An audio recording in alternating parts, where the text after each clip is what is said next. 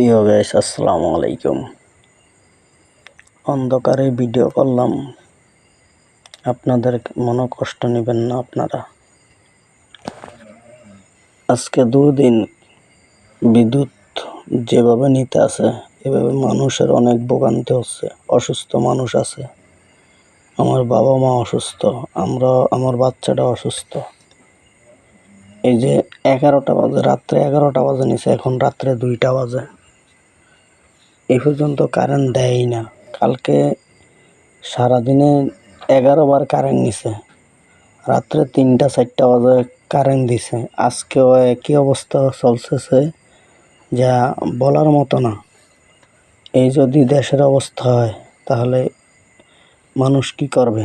একজনরে তো আপনি খেপিয়ে দিতে আছেন, এই যে বিদ্যুৎ দিতে আছেন না, এটার কারণটা কি? রাত্রে 11টা বাজে।